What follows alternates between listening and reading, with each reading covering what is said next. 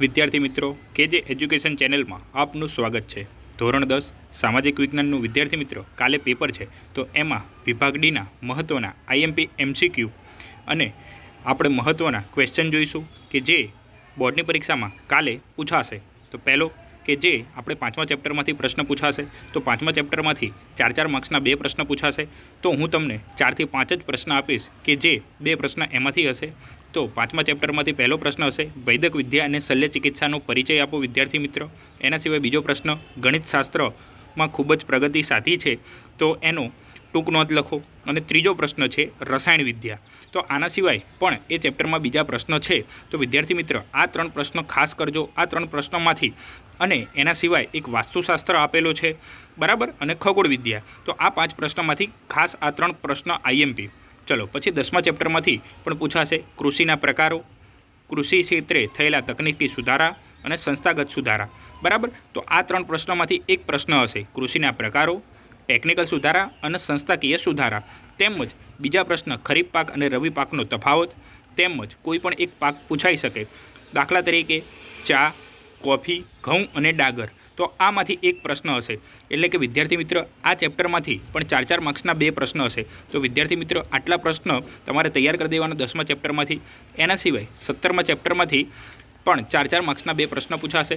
પહેલો પ્રશ્ન બેરોજગારીનો અર્થ આપો અને એના મુખ્ય સ્વરૂપો વિશે ચર્ચા કરો। એના સિવાય ગરીબી ઉદ્ભવવાના કારણોની ચર્ચા કરો। ગરીબી રેખા નીચે જીવતા લોકોમાં કયા કયા લક્ષણો જોવા મળે છે એ પ્રશ્ન, તેમજ ગરીબી નિવારણની વ્યૂહરચના વિશેની સમજૂતી આપો। એટલે કે 2 પ્રશ્ન ગરીબી અને 2 પ્રશ્ન બેરોજગારીમાંથી તમારે તૈયાર કરવાના રહેશે। બંને ગરીબી નિવારણની વ્યૂહરચના તેમજ બેરોજગારી ઘટાડવા માટેના ઉપાયો કે સરકારે કરાયેલા પ્રયત્નો એ પણ તમારે ખાસ યાદ રાખવાનો। તો આ 4 પ્રશ્નોમાંથી કોઈ પણ 2 પ્રશ્ન તમને કાલના પેપરમાં જોવા મળશે। તેમજ જે 5મા નંબરનો પ્રશ્ન છે એ બાળમજૂરી, કે જેમાંથી પૂછવામાં આવશે કે બાળમજૂરી એટલે શું, બાળમજૂરી કયા કયા ક્ષેત્રોમાં જોવા મળે છે અને બાળમજૂરીના કારણો જણાવો। તો બાળમજૂર પ્રશ્ન અત્યારે કહી શકાય કે જોવા મળે છે, એના માટે એ આઈએમપી ક્વેશ્ચન, તેમજ કે બાળ શ્રમિકોની માંગ વધુ હોવાના કારણો જણાવી તેને અટકાવવાના ઉપાયો જણાવો। તો આ એક પ્રશ્ન તૈયાર કરી દેવો। તેમજ દિવ્યાંગ વિદ્યાર્થીઓએ સરકાર તરફથી મળતી સુવિધાઓ વર્ણવો।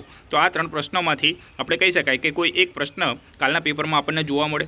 તેમજ નકશો, તો નકશામાં કહી શકાય કે જમીન વિશે, કે કાંપની જમીન, કાળી જમીન, તો જમીનમાંથી એકાદો એમસીક્યુ પૂછાઈ શકે। તેમજ રાષ્ટ્રીય ઉદ્યાન, તો મહત્ત્વના રાષ્ટ્રીય ઉદ્યાનની વાત કરીએ તો કાજીરંગા રાષ્ટ્રીય ઉદ્યાન ક્યાં આવશે? અસમમાં। પછી દચીગામ રાષ્ટ્રીય ઉદ્યાન જમ્મુ કાશ્મીરમાં। પછી કોર્બેટ રાષ્ટ્રીય ઉદ્યાન ક્યાં આવશે? ઉત્તરાખંડમાં। પછી પેરિયાર કેરળમાં। પછી કહી શકાય કે કાન્હા, તો મધ્યપ્રદેશમાં। તો એ યાદ રાખી લેવાના। તેમજ કોઈ એક પાક પૂછાય, ચા ઉત્પન્ન કરતો એક પ્રદેશ, તો અસમ આવશે। પછી કોફી પૂછી લે તો કર્ણાટક આવશે।